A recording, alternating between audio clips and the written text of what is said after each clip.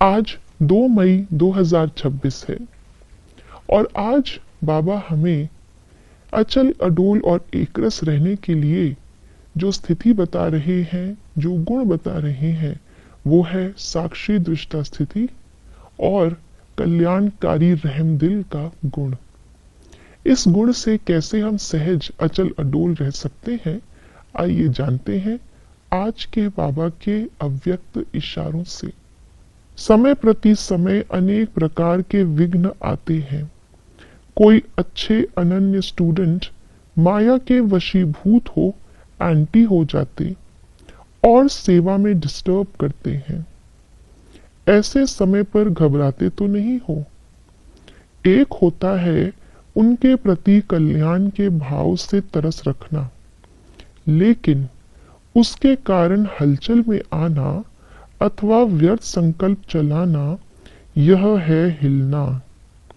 जो हर आत्मा के पाठ को साक्षी दृष्टा स्थिति में रह देखते हैं, वह अचल अडोल एकरस रहते हैं। बाबा ने हमें बहुत सुंदर आत्मा का ज्ञान दिया है कि आत्मा छोटा सा सितारा, उसमें पूरा पाठ भरा हुआ है और जब हमारा ही एक जन्म का पाठ, एक जन्म का नाम रूप ना मिले अपने ही दूसरे जन्म से, तो दूसरे का पाठ मेरे जन्म से या मेरा पाठ उनके किसी भी जन्म के पाठ से नहीं मिल सकता। ये बात अगर हम सदा स्मृति में रखें कि ये ड्रामा ऐसा बना हुआ है वंडरफुल, जो मेरे ही सारे पार्ट अलग अलग और सारी आत्माओं के सारे पार्ट अलग अलग। एक पार्ट जो चल रहा है किसी का, वो ना तो कभी पहले किसी के द्वारा हुआ है, बजाया गया है, ना ही आगे कभी बजाया जाएगा। तो हम किसी के पार्ट को देख करके डिस्टर्ब नहीं होंगे, उसके उस वैरायटी पार्ट को देख करके ड्रामा को याद करेंगे। तो बाबा ने कहा कि जब कोई आत्मा अपना ऐसा पार्ट बजाती है जो देखने में अच्छा नहीं लगता, उस समय पर या तो हम डिस्टर्ब हो जाते हैं, या उसको करेक्ट करने की कोशिश करने लग जाते हैं, या उसकी तुलना करने लग जाते हैं कि हम तो ऐसा नहीं करते, वो ऐसा क्यों करते हैं, और इन सभी के कारण से प्रश्नों की क्यों लग जाती है। तो बाबा ने हमें कहा कि अगर हमें अचल अडोल रहना है तो इन प्रश्नों की क्यों से हमें परे रहना है। साक्षी होकर के हर एक के पार्ट को देखना है। अगर किसी का पार्ट अच्छा चल रहा है, उससे कुछ शिक्षा ले सकते हैं तो ले, और अगर किसी का पार्ट अच्छा नहीं चल रहा है तो उस समय पर साक्षी हो देखने से उसके प्रति कल्याण की भावना इमर्ज करे, रहम दिल का भाव इमर्ज करे, जिससे कि हमारी स्थिति अचल अडोल बनी रहे।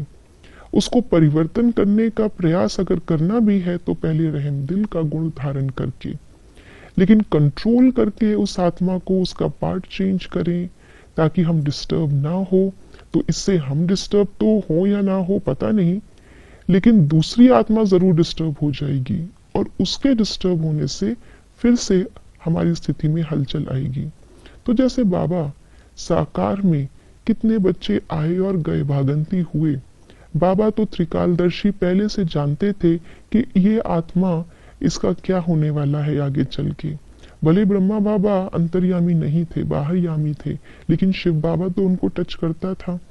लेकिन फिर भी बाबा जब उसको ज्ञान सुनाते, जितने समय भी बाबा के साथ वो आत्मा रही, बाबा ने कभी उसको उस दृष्टि से नहीं देखा कि इसका तो पाठ भागंती होने का है।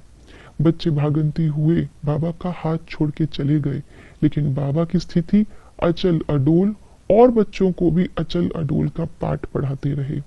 तो हम भी बाप समान बनने वाले बाबा के बच्चे बाबा के उन गुणों को धारण करें। ओम शांति।